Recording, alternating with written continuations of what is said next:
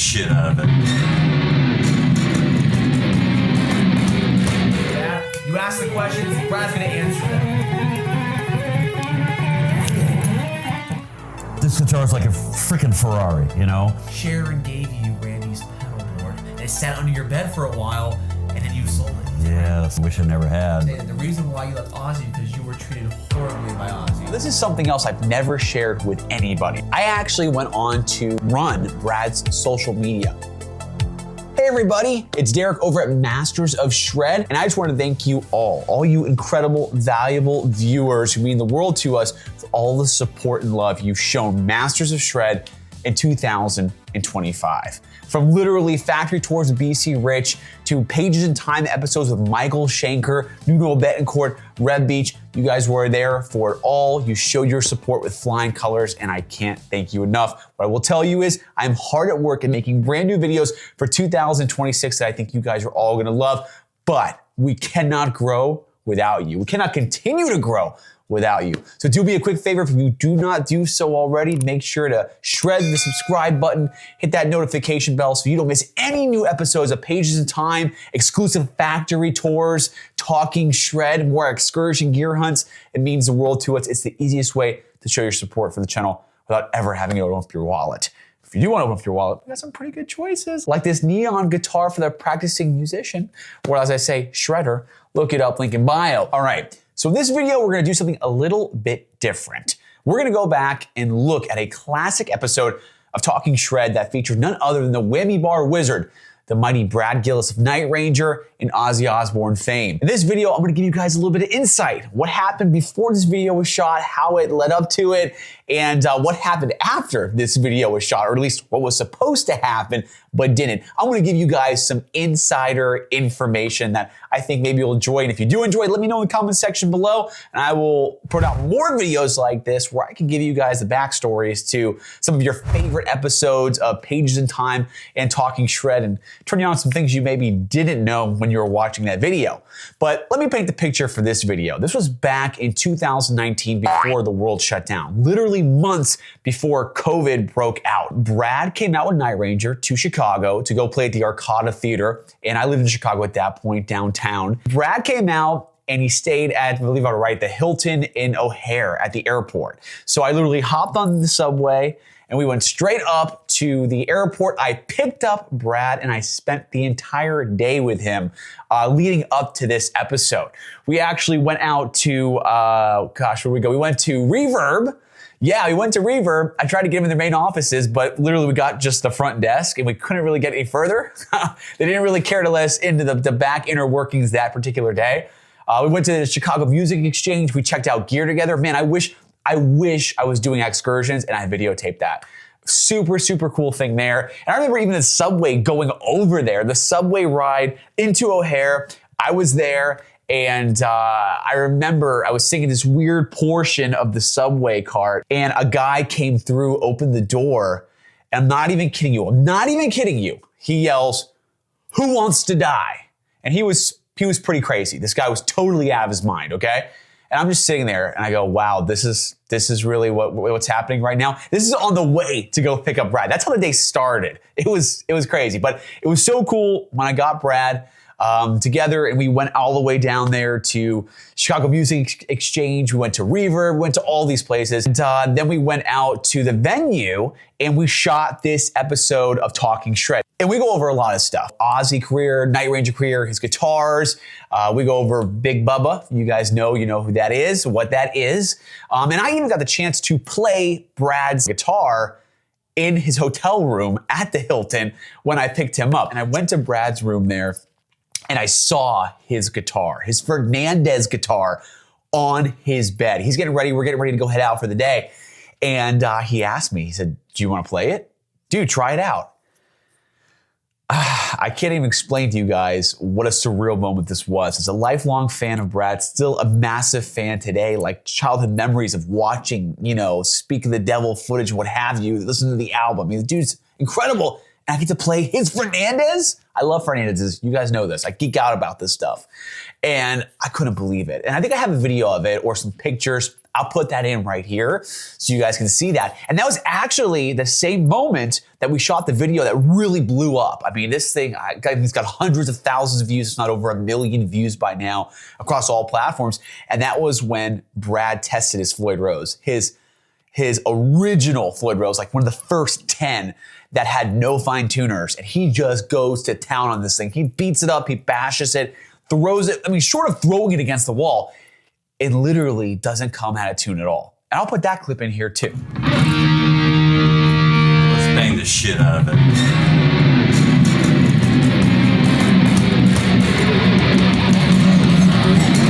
Check it out now. These original Floyd Roses really work.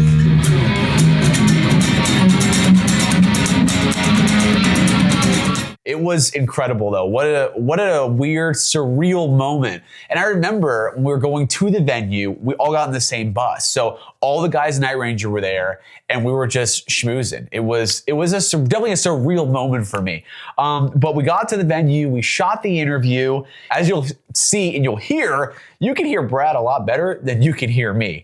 I don't really understand the reason for that. I don't remember much about why it was set up like that, but I think it's safe to say our quality has gotten substantially better and will continue to do so. But that's what you're gonna hear a little bit in here. And I was rocking my crazy purple leather jacket that I got there that was vintage and I still have it. I love that jacket. Got it in Wicker Park. You guys know about Wicker Park, then you know. But very, very fun times doing this. And the goal was we were gonna go shoot an end portion. We were gonna shoot an end portion of this interview because Brad had to go on stage. He had to get ready.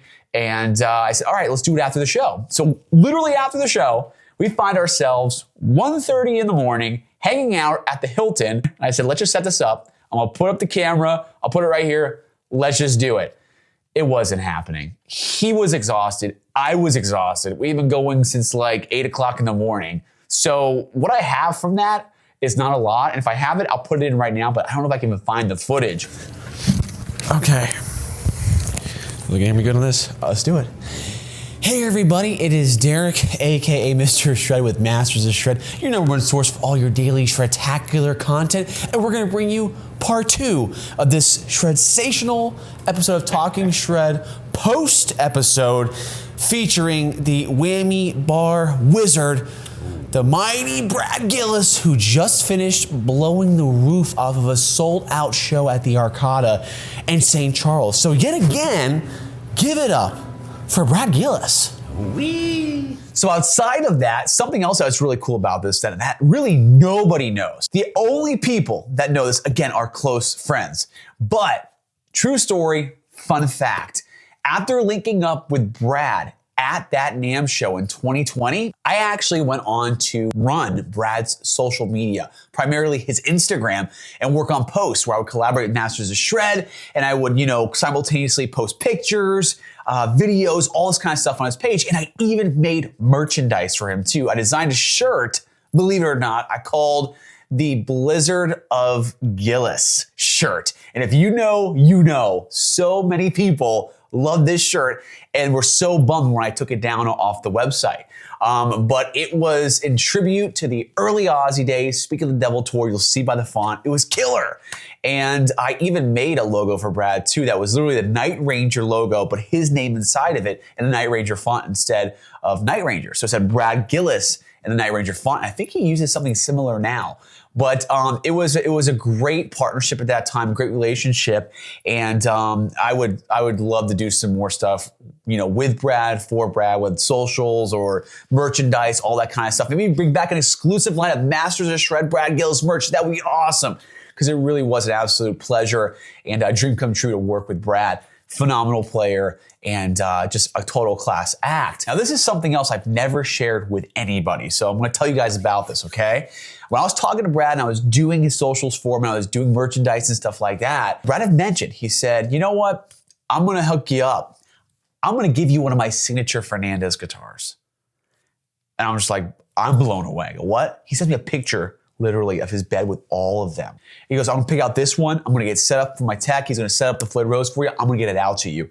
Folks, I am freaking dying here. I'm so excited to get this guitar. Then COVID happens. Everything goes south. Everybody's running for their lives. He calls me up and says, hey man, listen, really crazy times right now. I'm thinking it's probably better. We'll just pay you. We'll give you some cash this time instead of that guitar for this one. And at that point, the adult in me was like, yeah, Brad, that's probably more appropriate. That's more responsible. But the kid in me said, screw that. Give me the guitar. That's what I want. And Brad said, don't worry, you're still going to get the guitar. Well, let me tell you, folks, I wish if I had a time machine right now, the DeLorean time machine was real, I would go right back and say, nah, man, you got to give me that guitar. I never got the guitar. That'd be sitting back here on my wall right now. So sit back, enjoy. As we look back on this classic episode of Talking Shred with the mighty Brad Gillis. Hope you guys enjoy. Subscribe to the channel. Check out our merch. Check out our Super Halen amps. I think so far, less than 10 left. They're going quick. Enjoy the show.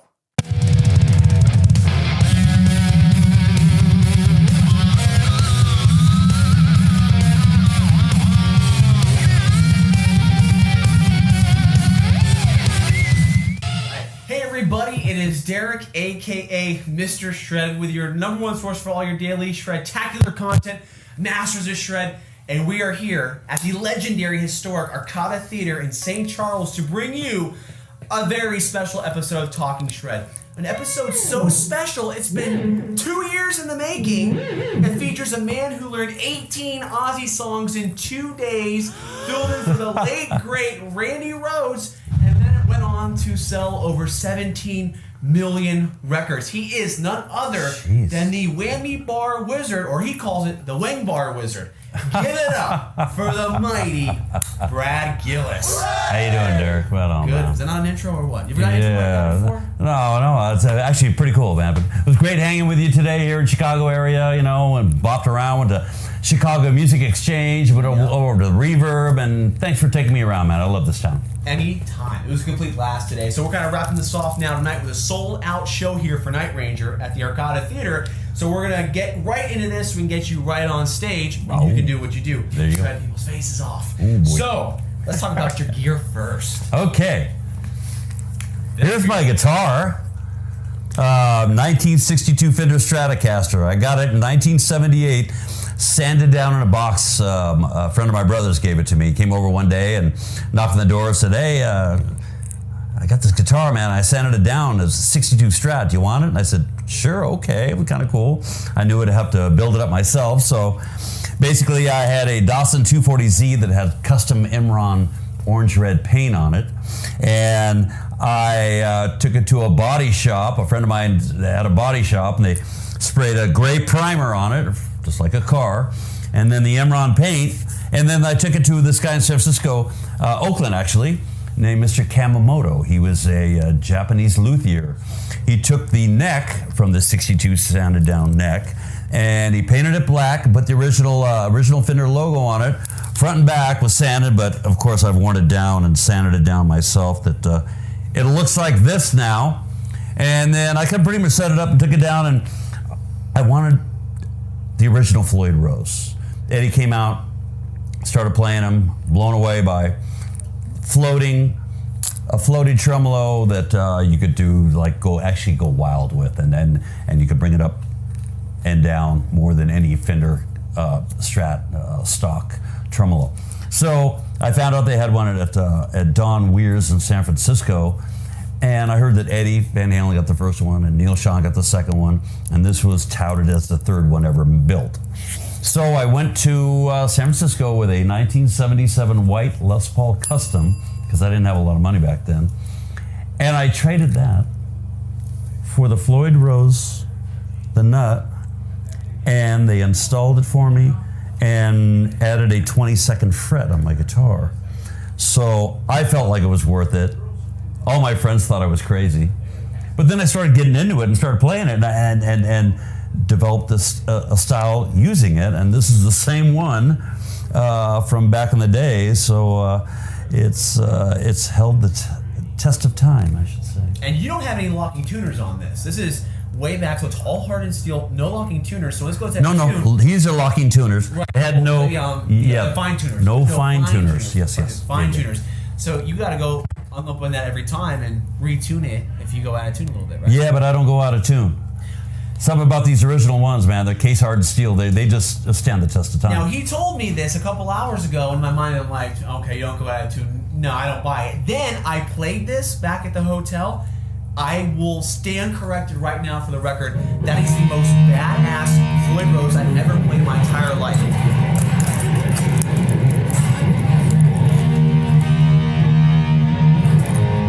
Perfect tune. And it's so solid and stiff, the bars don't wiggle. This thing is nasty. I would take every Floyd I got installment for this one if I could find one like that. Amazing. Oh, they're hard to find. And out of the 25 Floyd made in his garage, I think I have a dozen of them. And I'm looking for more. And we were talking too that maybe we're gonna get, you're gonna get on social media a little bit more. Maybe in the future you may do a giveaway. Yeah, I'm thinking about doing something special. One of these crazy axes. It's all in the works still. Just a little teaser I'm thinking of doing some kind of special here. Make sure you're following Brad. Make sure you're following us. Make sure what's going on. We'll keep you in the loop.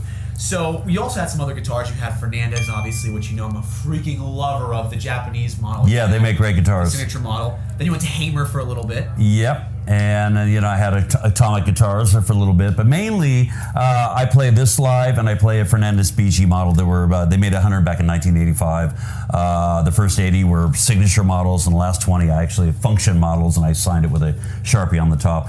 But I I keep and find the original Fernandez's that people are trying to sell, and you can tell the good ones, the first 20 they made are great. And I've been taking those and doing the same thing, finding original Floyds to put on it, and setting up the way I like all of my decals and dumb stuff on it. But what I'm doing on all my guitars is every guitar I own has a built-in wireless. So I had the Nady systems for many years. I've graduated up to the Shure systems. Great. They sound great. So a little bit of routing going on here, but basically I got a cord because I'm going through a little amp for hanging with you guys today. But basically I am cordless every night, and I just can't see playing live with a cord anymore. It's just, I move around and stuff. Well, they're usually left angle ones, but you're very active on stage, so that's just a no-go. Yeah, and I have it built in. You check my tech, or Ryan, he changes batteries every night, and all the frequencies are dialed in. You can change frequencies with the Shures if you need to. But I tell you, man, this guitar is like a freaking Ferrari. It does whatever I want, stays in tune. The action's great. Built-in wireless system. I use JB Seymour Duncan JBs. Love Seymour Duncan pickups. This is the original 62 Strat pickup from the guitar originally, and then the stack pop. But basically, this is my go-to axe. I got a buddy, Jim Cara, who makes copies, and we're selling copies of these that are real good replicas. He does replicas for Gene Simmons and all of his basses and stuff. And we're doing replicas of this and of the Fernandez guitars with all the stickers. He goes in and does all the nicks and everything on the ones that we sell. I will tell you, something you don't see a lot of is these players doing the DIY, do it yourself. It's DIY. Do it yourself. DIY, approach this, because you think about it, you got this guitar in a box. Yes. You painted it with paint from your car. Yes. Okay? And the rest I painted my house. I'm going to do a black neck. Was anybody doing black necks? I don't think anybody think thought so. about that. But when it's sanded down, you kind of do whatever you want. Some in other fact, guy did that too. Took a bunch of rare parts or odd parts, put it together. Fender has black. Yeah, everybody's doing it. Right? You Frankenstrat. There you go. So I think you guys are on the same level right there. With Sure. Making your own guitar iconic. It's been all this time. Right. Now, something about gear I want to talk to you about. Speaking of gear, I heard a rumor from a good source, a good friend of mine, that told me that when you were playing with Ozzy, Sharon gave you Randy's pedal board, which was like this crazy steel construction with all little individual knobs on it, and it sat under your bed for a while, and then you sold it. Yes, that was back in the 80s, man. Wish I never had, but money was tight back then, and someone offered me good money for it. But that was part of my payment for doing the live Speak of the Devil record, because I guess the deal was that Ozzy's camp owned all of his amps and pedal board, but Randy owned his guitars. It's a sad situation overall, just what happened and dealing with it all. But I ended up with the pedal board and a couple of the amps. But when I came in, I brought in my Boogie Mark II Cs. And we did the whole tour with those, and I had two of them, and I started running them stereo. And my tech at the time, world famous Mark Newman tech, him and I came up with the idea of running the stereo sound, which we did a slight chorus, a rack mount chorus, through both cabinets, both heads, and we had a little delay unit with that 8 to 10 millisecond delay on that delay. So basically the sound you're hearing on Speak of the Devil, the live Ozzy record that I did with him, doing all the Black Sabbath material, is that sound. And it was pretty big back then, the sound. I got a lot of compliments on it from players. Hey everybody, just a quick reminder, if you'd like to show your support for this channel, and we'd love it if you would, make sure to check out our limited edition Masters of Shred merchandise at www.mastersofshred.com. You can snag an awesome shirt like this incredible Shred Class of '89 ADA Throwback Tribute, or plenty of other ones that you will not find anywhere else. So check that out, and while you're there, make sure to check out our incredible limited edition Tone Arts USA Super Halen amp. Only 50 will be available, and they are going quick. Now back to the show. I play now with Night Ranger, with Kerry playing. I go mono, fat straight mono, because we got 2 guitar players. But that was today, the Mark IIc Boogies, man. Greatest amp ever. Thanks, Randy. You that too. Well, he's talking about that. We got to get into that because I know a lot about your history with that. You told a lot of stories about your history with that with Ozzy. But if we don't talk about it, people are going to freak out. So we almost have to talk about it a little bit. 18 songs, 2 days. You flew out. I had 4 days. It wasn't 2 days. It was 4 days. Okay, well, it was 4 days. You had to watch the guitar player before, which was, gosh, what was that? I'm forgetting his name now. There was a guitar player before you, and his name was... Randy Rose? What for me? Randy. Oh, Bernie Tormé. Bernie Tormé, right. Bernie Tormé came in right after... Right. So basically, watch him, Randy tragically passed, and they, wanted to keep the tour going, so they brought in Bernie, and Bernie passed away this last year too. So God rest his soul too. But and so when they flew me out, basically what it came down to, I'm at home playing with the Alameda All Stars, a band that I put together just to keep myself busy while Night Ranger was trying to get a record deal. Right around 1980. Been playing around, and then Ozzy came out, and we were playing Crazy Train and a couple other songs from Ozzy and Randy, the first 2 records. And so we're doing these gigs 4 nights a week around clubs in the San Francisco Bay Area, and I'm driving, bringing my equipment up to the Lucky Lion in the Oakland Hills, this cool little club we played, and I heard on the radio that Randy got in a plane crash and tragically passed, and I pulled over my truck. It's like, oh my gosh, because I just saw him the year before at the Day in the Green in 1981. I was blown away, and the whole, loved the music, loved the songs, and loved his playing. And so I pulled over and thought, oh my God, how tragic. And I pulled up the gig, and we played that night and played a couple of the Randy songs, and I was like, wow. And then in the back of my mind, I'm thinking, God, who's gonna replace him? And I thought, all these great guitar players in the world, someone big's gonna get that gig, right? And 2 weeks went by, and early Sunday morning, I was up really late. And that morning, I get a call about 8 in the morning, San Francisco time, and there's this lady on the phone who says, hello, Bradley, it's Sharon Arden. That was her maiden name. Managing Ozzy Osbourne, we'd like to fly you to New York for an audition. And I kind of went, come on, who is this? She goes, well, this guy gets on and goes, hello, Bradley. This is Ozzy. And my father was a pilot. When my father flew to the East Coast, there would be a delay in the phone. And I heard that delay, and I freaked out. I went, oh my gosh, this is really happening. Bradley, get a pen and paper. I started shaking, get a pen and paper, and I write down these songs. So I wrote down 18 songs, and he goes, oh, we're flying you out on Tuesday. It's like, oh, then he hangs up, and I thought, oh my God. So I had to get all the records, Black Sabbath records, and of course I had the Ozzy records and started to learn stuff, but I can only learn a couple tunes. Come Tuesday, I got a one-way ticket going to New York. I fly to New York. Limo driver picks me up, and I'm at like 11 o'clock at night. And I'm asking him questions, and he's like, I don't know, I'm not just a driver. I don't know. What's going on? And he goes, I know they're playing the Madison Square Gardens tonight. I went, oh, wow, that would have been cool. Play there or even go. But I came late, went to the hotel, hung out at the hotel, wait for the entourage to get back. They got in. I get a phone call from Larry McNeely, the road manager, saying, Brad, you got in okay. Come on up to Ozzy's suite. I went, okay. And I Went up there, knocked on the door. It was real loud, a lot of music. And I opened the door, and I see a lot of people hanging out. And Larry goes, Brad, how you doing? He goes, hi, everything okay? I said, well, I checked in. He didn't have a room under my name, and it cost me $115, and I only have $35 to my name. So I only had $150 on me, no credit card. Right. He shells out 5 $100 bills. Is this okay? And I went, getting better. Yeah. Right? So I go to meet Ozzy, and he's like, Brad, go get your guitar. Come play for me. I'm making a long story long, right? Anyway, I run down to get my guitar. I come up. I go, I don't have an amp, Ozzy. He goes, just play for me. We walk upstairs to their Sharon and Ozzy's bedroom, and he closes the door, and everybody's watching me walk up, like, oh my God, it's a big audition. So I'm sitting on the end of the bed, and Ozzy's in front of me on the floor with his legs crossed, looking at, what would you like to play? And I said, let's do Over the Mountain, And so we start playing it, and he starts singing, and I get to the solo, and I play the solo, and he stands up, and he goes, I love you, Brad, pull me through. And I was like, I'm freaking out, right? He opens the door and says, we got a new guitar player, So I walked downstairs, and all these press people were there, all over me. So basically, I pretty much got the gig. I went on tour. I was watching the shows from the soundboard, watching Bernie up there with a big castle back then, just freaking out, going, oh my God, I'm going to be up here.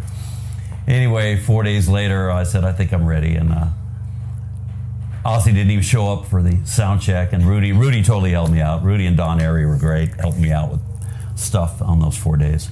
And ended up doing, doing the show that night. And I freaked out, and it was way too much to handle for me, actually.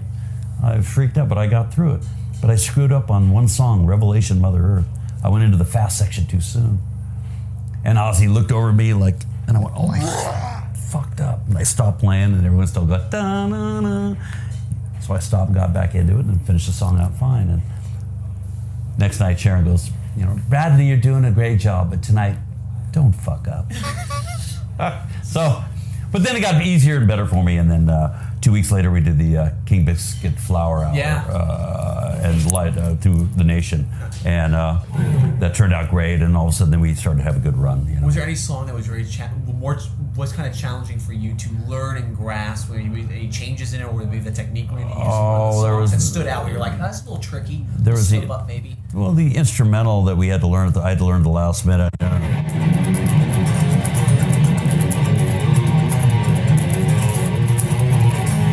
I went something like that, then a whole tapping thing. But I had to learn that at the last minute. I didn't know that was part of the show, so that threw me for a loop. But I just sat in my room and slowly just learned everything, and of course I knew the Crazy Trains. And your intro to Crazy Train was really nice. I watched on that tour for the Speak of the Devil. They made the concert video, and there was the opening you did, and that segment. There's an intro for Crazy Train, which isn't the main riff, but it's that kind of build up live. And yours was really just nasty. You were tearing apart the whammy bar and just like... Yeah, I did a guitar solo. Yeah. Then into Tommy's drum solo. But, I was getting all the,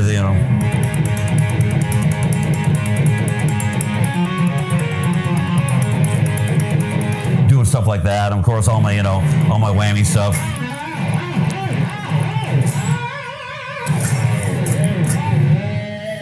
Doing all that stuff. Then... I just got in the whammy bar. I didn't want to overplay and do too much whammy bar stuff because I wanted to stick to Randy's solos, which I did, but I had a chance to incorporate yourself in there a little bit.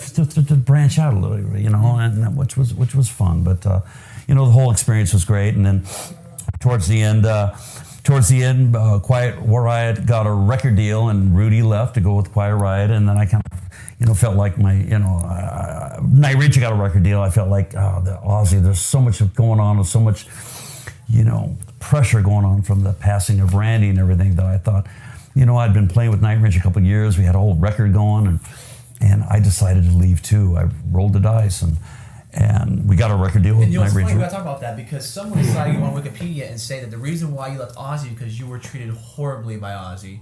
Because you couldn't get over the death of Brandy. I don't know if that was true or not because it didn't seem like that was the reason why. I always try to talk about the good things. Okay, next question. I got a It good. wasn't horribly. No, there was just stuff going on, and everybody was going through a lot, and I didn't want to deal with it anymore. So I left, and sure enough, I leave, and then we got a record deal, and we jump right off of me playing with Ozzy and releasing our record, and go right out with touring with Kiss, opening for Kiss. I mean, it wasn't a bad move, and of course MTV came out, and our videos were all over MTV. Yeah. Didn't lose there, but and then Ozzy got Jakey Lee, and Jakey Lee also was playing a Fernandez. He had a signature Fernandez at one point too. Yeah. So you guys were both Fernandez guys around that time too. So it's kind of crazy. Yeah. What are the odds of that? But I would like to go into something else, but I don't know if we're gonna have time because we're really short on time, unfortunately. So we're gonna go right into Ask Brad questions. Okay, guys, you guys ready for that? You ask the questions, Brad's gonna answer them.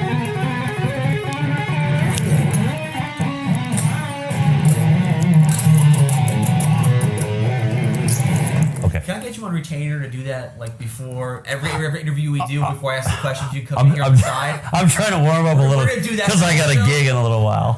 Okay, the first question is from Dave Davis Quincy Ill. What are the most challenging aspect of learning all those Randy Rhoads solos and licks when you joined Ozzy's band? We kind of went over that a little bit. Yeah, well, the advantage I had was they gave me a live board tape from 2 months before, so I was able to had a cassette player, able to stop it, rewind it with a boombox in my room, sitting on the road to learn everything. And any questions I had, I would go to Don Airy or Rudy, and they would help me out on any intricate parts that I needed to learn. So harmonies and such. You had a good support system there to help you out too. This one actually comes from CC Shred, aka Courtney Cox from the Iron Maidens, and she wants to know: do you think that I could ever outdo or one up your guitar faces live? No, because I got the ugly stick when I play. He's the best at it. Yeah. This is the man. There's no beating that. So I'll answer that question. Now, kind of jumping forward a little bit here, you're going to have to. You're going on the road this summer with Sammy Hagar, Whitesnake, and it's going to be Night Ranger. Yeah. And you guys are going to do a massive tour. But you got some big news also that may have dropped today, which will be a festival where at? Swedish Rock Festival opening for Guns N' Roses. Guns N' Roses. Yeah, so. Now, unfortunately, we're going to get kicked out of here in about 10 minutes. Just take it over. I'm going to kind of talk over you a little bit. We're going to connect again with Brad. So, sorry for the shorter interview, but we're going to pick it up. Follow us at Masters of Shred. Follow at Brad_Gillis, which may soon be at Brad Gillis Official. Follow me at Mr_Shred_. And we're going to have you on the show again for a podcast, another interview. And we got a lot more to go into, guys. So thanks for watching. Next part 2 will be much bigger. And that's a wrap for Masters of Shred, guys.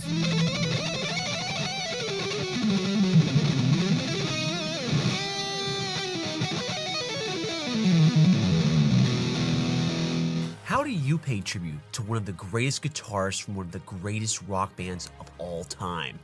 Tone Arts USA proudly brings to you the ultimate addition to your shred den, the limited edition Super Halen 1x12 stack. Draped in the pages of a vintage 1990 Van Halen comic book, the Super Halen is a showpiece that can rock like no other. Handcrafted by Tone Arts master luthier Sam Hill, no two Super Halen amps are the same. Each cabinet is scientifically crafted with the highest grade materials to give you that monstrous tone that will light up the sky.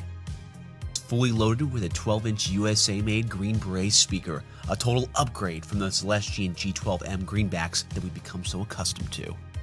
Each cabinet is closed back just like Eddie's, but Tone Arts USA does offer an optional open back if your heart desires. Visit www.mastersofshred.com now to reserve yours today before you can't get this stuff no more.